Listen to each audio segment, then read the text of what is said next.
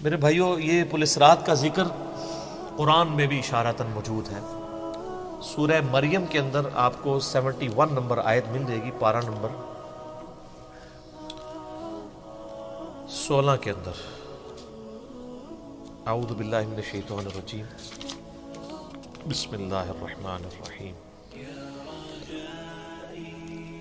دوزخ کے کانٹیکسٹ میں گفتگو کرتے ہوئے اللہ تعالیٰ فرماتا ہے وَإِن مِّنكُمْ إِلَّا وَارِدُهَا، اور کوئی بھی تم میں سے ایسا نہیں ہے مگر یہ کہ اسے دوزخ سے گزرنا پڑے گا۔ كَانَ عَلَى رَبِّهِ حَتْمًا مَقْضِيًّا، یہ تمہارے رب کی طرف سے تقدیر میں شدنی بات ہے، یہ ڈیسٹنی تمہارے لیے مقرر ہے کہ تم سب کو آگ کے اوپر سے گزرنا پڑے گا، چاہے کوئی جن ہے، انسان ہے، وہ پیغمبر ہے، صحابی ہے، تابعی ہے، نیک ہے، بد ہے، سب کو ایک دفعہ گزرنا پڑے گا۔ پھر کیا ہوگا؟ ثم ننجی الذین اتقوا ونذر الظالمین فیہا جثیا، پھر ہم نجات دے دیں گے اہل تقوی کو، اور جو ظالم ہیں ان کو گھٹنوں کے بل اسی دوزخ میں رہنے دیں گے۔ وَلِعَوْذُ بِاللَّهِ تَعَالَى اللہم اجرنا من النار، آمین۔ بخاری مسلم میں کئی ایک احادیث ہیں پل صراط کے حوالے سے۔ ایک وہ حدیث جو بخاری اور مسلم دونوں میں موجود ہے، اللہ کے محبوب صلی اللہ علیہ وآلہ وسلم فرماتے ہیں کہ قیامت والے دن اللہ تعالیٰ جہنم کے دونوں سروں پہ ایک پل رکھے گا، یعنی جہنم کو پار کرنے کے لیے ایک بہت بڑا پل رکھے گا۔ بخاری مسلم کے الفاظ ہیں سب سے پہلے میں اپنی امت کو لے کے اس کے اوپر سے گزروں گا، اور اس کے بعد باقی انبیاء بھی اپنی امت کے لوگوں کو اپنے ساتھ لے کر گزریں گے، اور ہر رسول کی زبان پہ سمیت میرے رب سلم رب سلم رب سلم ہوگا، اے اللہ سلامتی فرمانا، اے اللہ سلامتی فرمانا، اے سلامتی فرمانے والے رب سلامتی فرمانا۔ اب نماز کے بعد بھی مسلم شریف میں دعا ہے نا، اللہم انت السلام ومنک السلام تبارک یا ذا الجلال والاکرام، سلامتی۔ اور نبی علیہ السلام فرماتے ہیں یہ کلام بھی صرف انبیاء کر رہے ہوں گے، انبیاء کے علاوہ کسی کو کلام کرنے کی اجازت بھی نہیں ہوگی۔ آپ ویسے کہتے رہیں کہ ہمارے بزرگ جو ہیں وہ پھڈا ڈال کے بیٹھ لیں گے کہ میں اپنے مرید لے کے جانے دیں۔ بخاری مسلم کہتی ہے کہ انبیاء کے علاوہ سب کی زبانیں ہوں گی گونگ، سوائے اس کے کہ وہ کہیں گے رب سلم رب سلم رب سلم۔ پھر نبی علیہ السلام فرماتے ہیں کہ بخاری مسلم کے الفاظ ہے کہ جب لوگ پل صراط سے گزر رہے ہوں گے نا، تو پل صراط کے دونوں جانب آنکڑے لگے ہوئے ہوں گے، جس طرح کے کانٹے ہوتے ہیں، اور وہ گزرنے والوں کو زخمی کر رہے ہوں گے، اور اٹھا اٹھا کے مجرمین کو دوزخ میں پھینک رہے ہوں گے۔ جیسے کرین کی آپ سمجھیں کہ وہ آگے کرین سے وہ چیزیں اچک کے پھینکی جاتی ہیں نا، تو نبی علیہ السلام فرماتے ہیں اس طرح وہ اچک کر جہنمیوں کو اس پل سے گزرتے ہوئے اچک کر پھینک رہے ہوں گے جہنم میں۔ اور نبی علیہ السلام نے یہ بھی فرمایا، بخاری مسلم کے الفاظ ہیں کہ ہر شخص اپنے اعمال کے مطابق گزر رہا ہوگا، کوئی سورین کے بل گھسٹتا ہوا جا رہا ہوگا، استغفر اللہ۔ آپ سر اس منظر کو امیجن بھی نہیں کر سکتے۔ یہاں تو کہتے ہیں لوگ جو کچھ بھی ہے تیرے محبوب کی امت سے، تو وہ امت کون سی ہے جو گزر رہی ہوگی؟ وہ آپ ہی لوگ ہی ہیں، ہم لوگ ہی ہیں۔ اللہ تعالیٰ سلامتی کے ساتھ ہمیں گزار دیں، آمین۔ آپ علیہ السلام فرمایا کہ بعض لوگ جو ہیں وہ یعنی تیز رفتاری سے گزر رہے ہوں گے، بعض گھسٹ کے اپنے اعمال کے مطابق گزر رہے ہوں گے، اور پھر لوگ کٹ کے دوزخ میں گر رہے ہوں گے۔ بخاری مسلم کے الفاظ ہیں اس پل سے کٹ کے دوزخ میں گر رہے ہوں گے، پھر وہ دوزخ میں رہیں گے یہاں تک کہ اللہ تعالیٰ ان کے لیے کوئی فیصلہ فرما دے۔ وَلِعَوْذُ بِاللَّهِ تَعَالَى، اللہ تعالیٰ کی پناہ، اللہم اجرنا من النار، آمین ثم آمین۔ صحیح مسلم میں ایک حدیث ہے، ابو سعید خدری کہتے ہیں کہ ہمیں یہ بات بھی پہنچی ہے کہ وہ پل جو ہے وہ تلوار کی دھار سے زیادہ تیز اور بال سے زیادہ باریک ہوگا۔ یہ الفاظ بالکل صحیح ہیں صحیح مسلم کے اندر۔ تو اس پل سے تو کوئی بندہ مہارت کے ساتھ بھی نہیں گزر سکتا، کوئی چائنی بھی نہیں گزر سکتا، وہ جو تو یہ اس کے اوپر سے گزرنا ایک معجزے والا معاملہ ہی ہوگا جس کو اللہ تعالیٰ نجات دے گا۔ اور یہ جو میں نے آیت پڑھی نا سورہ المریم کی آیت نمبر 71، اس کے کانٹیکسٹ میں کتاب التفسیر چیپٹر میں امام ترمذی اسی آیت کو ہیڈنگ بنا کے نا اس کے نیچے ایک حدیث لے کے آئے ہیں. یعنی یہ جو میں نے کہا نا قرآن میں پل صراط کا ذکر ہے، امام ترمذی کا بھی یہی فہم ہے.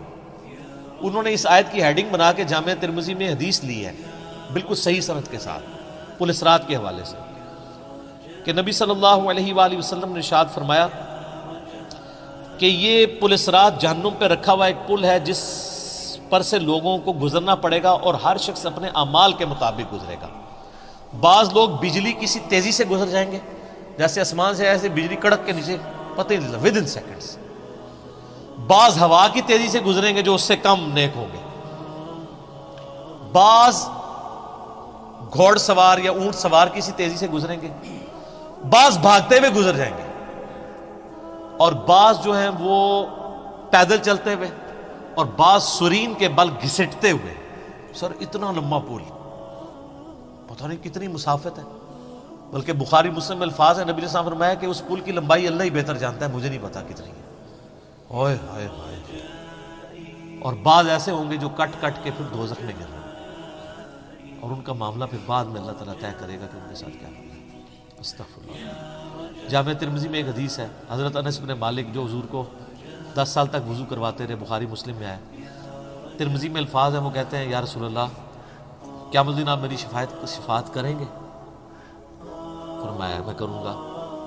تو یا رسول اللہ مجھے اپنا پتہ بتا دیں، میں آپ کو کہاں تلاش کروں. انہوں نے انشور کیتا ہے. آپ نے فرمایا تم پورے صراط پہ آ جاؤ. آئے ہائے، تم مجھے پورے صراط پہ دیکھ لینا، میرے امتی گزر رہے ہوں گے، میں ان کے لیے سلامتی کی دعا کر رہا ہوں.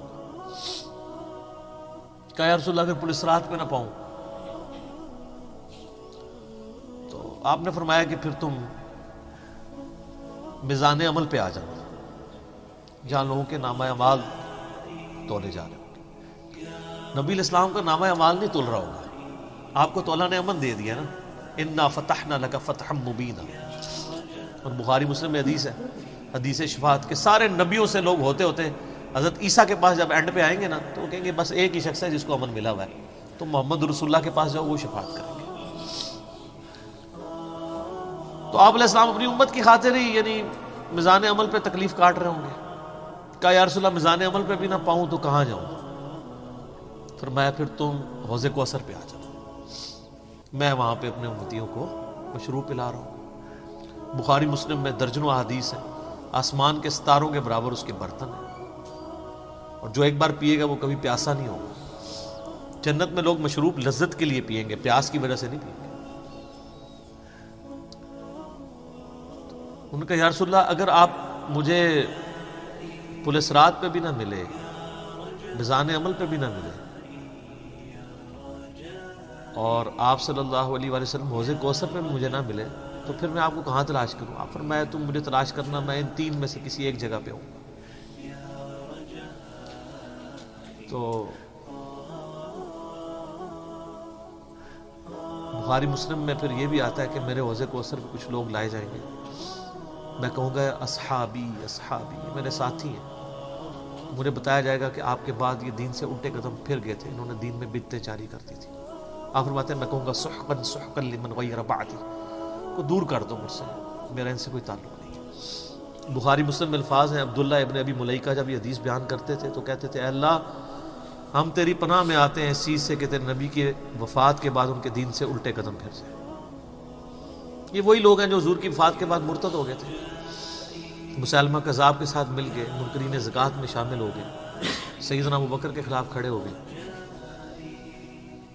اور یہ صرف قانوناً صحابہ کے بارے میں صرف یہ حدیث نہیں ہے، عام امتیوں کے بارے میں الگ سے حدیثیں ہیں بخاری مسلم. یہ نہ سمجھیں کہ پچھلے لوگوں کے لیے، قیامت تک کے لیے جن لوگوں نے دین میں بدعتیں جاری کی ان کے لیے حدیثیں ہیں، اس میں امتی کے الفاظ میں ہیں، وہ بھی بخاری مسلم.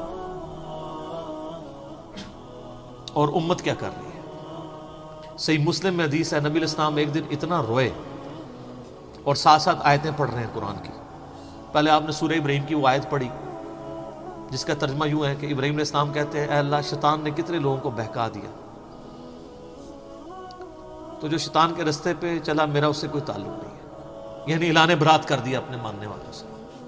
پھر آپ نے سورہ مائدہ کی وہ آیات پڑھی جس میں حضرت عیسیٰ علیہ السلام کی اور اللہ کی قیامت کے دن گفتگو ہوگی. اس میں عیسیٰ ابن مریم کہیں گے اے اللہ جب تک میں ان میں موجود تھا میں ان پر گواہ تھا، جب تو نے مجھے اٹھا لیا پھر تو اور تیرا ان کا تیری مرضی، ان کو عذاب دے یا چھوڑ۔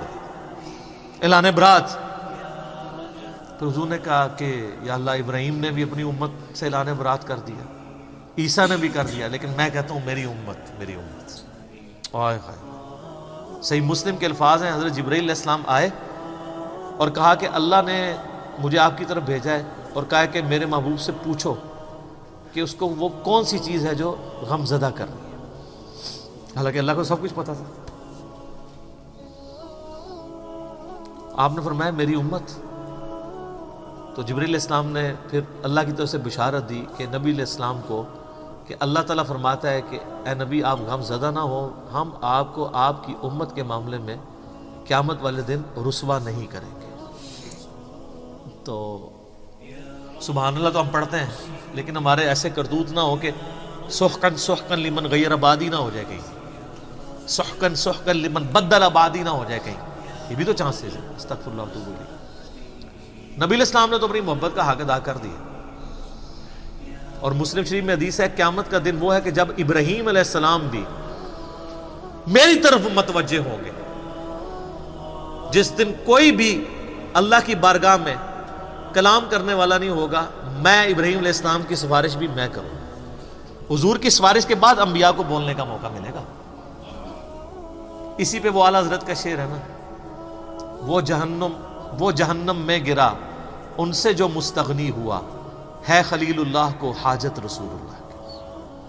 بل ہم شعر کہہ سکتے ہیں، ہم محبت کے لیے نعرے مار سکتے ہیں، لیکن نبی علیہ السلام نے جو امت کو تعلیمات دی تھیں حجۃ الوداع کے موقع پر، غدیر خم کے موقع کے اوپر، امت نے کسی ایک وصیت کا بھی پاس نہیں کیا۔